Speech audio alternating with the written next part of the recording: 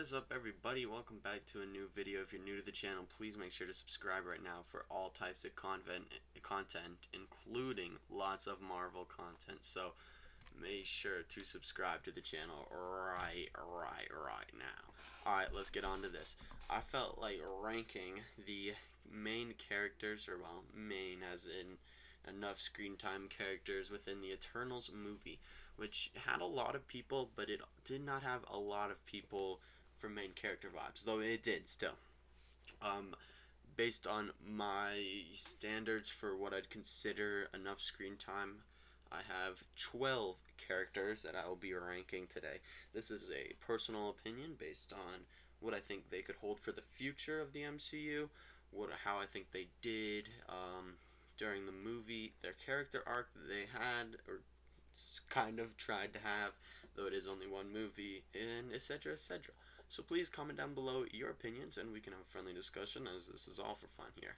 Alright, at number 12, I've got Sprite. I liked Sprite at first, but I feel like they just didn't add much throughout the movie. Kind of just there, followed Ikris at the end, just it just didn't add much to it. It was just kind of strange, and I'm glad they got their little character arc at the end, got their dream. That's cool. Probably won't see much of Sprite in the MCU future. Just, there's so many great characters from this movie. It's just gotta be there. Now at number 11 is Ikris. Apologies in advance for the amount of names I'm about to butcher. It just happens. So just deal with it, I suppose, or correct me in the comments, because that's fun too. But he shocked me. I didn't expect it. I didn't see it coming at all. Wow. It's absolutely bizarre. Maybe he should have been the Bollywood actor in his free time, as he fooled me and fooled all of them as well. I thought he was good. I thought he was the leader. I thought he was with them, and he wasn't. And he killed Ajak, and wow. Absolutely bizarre. I like the self-sacrifice at the end. But it's too much for me, man. It's too much for me, alright? I don't think his intentions were bad. I don't think he was a bad guy. But I didn't really like him from the start. He was always a little bit of the cockier side. He thought he should have been the leader. He didn't. I don't know. I don't think he actually had great intentions for his lady friend, etc. So I didn't like him. I didn't love the character. I didn't love the outcome, and I didn't love the fact that he tricked me. I was a little bit betrayed by that. Alright, let's speed this up. Number 10, Dane. I love the possibility for what he has in the future. Go check out my other Eternals video for a chance to see what I think could happen with that. But he's got a large chance for the future, but he just didn't have enough screen time in this one. Past the first few minutes, and his little phone call in the middle of it being silenced for a funny part. He didn't add much, but that's expected, you can't really add much with those type of people in this, but I think he's going to add a lot down the line, but that's why he's here. At number 9, I got Thena. Drop the A, don't pronounce it, as she said in the end. She was a cool character. I think she could be cooler later on, but most of the time it just added for extra chaos, which is always a fun factor, but sometimes it was a little bit too much chaos. It's like, oh shoot, the Deviants are coming. Crap, we're also fighting each other. Oh, and Thena's gone bad. So like, it's a little bit, I don't know if it's a lot or too much or just enough, but it wasn't ideal. Thena wasn't a bad character. I just don't think she added a ton. I think her future could be a little bit better, but out of the Eternals that are left, I think she's definitely got the lowest possibility, but the most for a sacrifice in the future, my opinion. On to the next. At number 8, we got Kingo. I'm definitely butchering that one, I believe. He was probably top 3 for me at the start, but when it came to the end and he decided not to go to the battle, not a fan.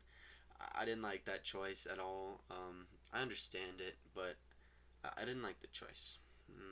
I'm glad he didn't go in with Icarus and Sprite and be on their side, but I wish he sided with them. At least gave it a chance. But, what can you do, I guess, when the world's ending? It's tough. Gotta cut him some slack.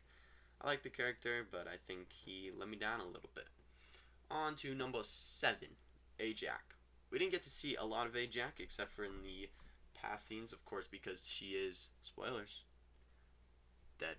Yeah, she's dead. It happens, I guess, in MCU films.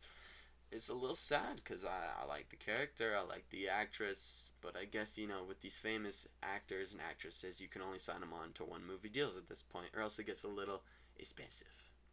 Simple. At number 6, we got Karen. I don't know, I'm sorry, but you really cannot go wrong with a little bit of a comedy character. Absolutely beautiful. With the same thing in Shang-Chi with all those extra characters. In the fake, the fake Mandarin, it was absolutely beautiful with Karan. It was just a great addition. It was kind of, at first I was like, what is happening? Why? And at the end I'm like, I need more. I need more of him.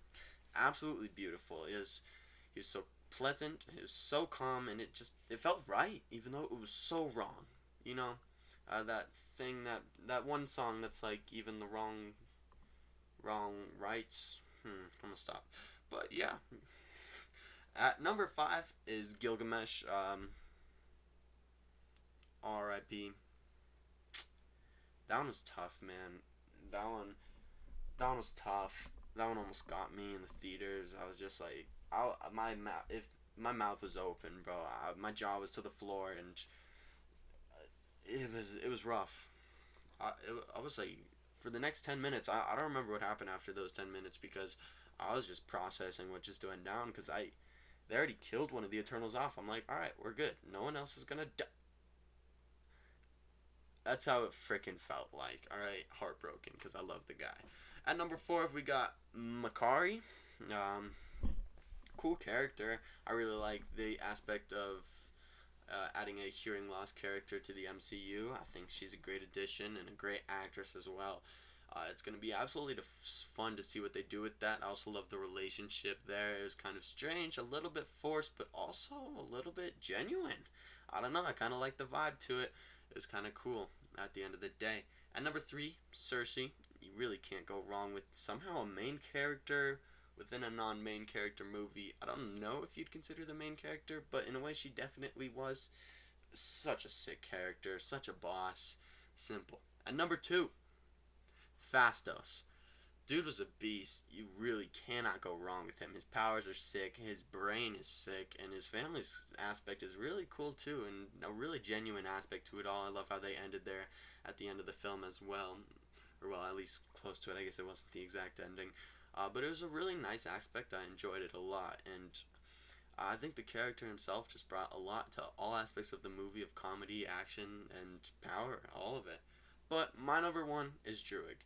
I don't know why, man. From the start, he was my guy. He's just a really cool character. I love the abilities, and I really like that he had it from the start. Like, he knew that peace was the answer and that war was just for other beneficials, and that he didn't want to follow this master that was trying to just follow him. And guess who was right?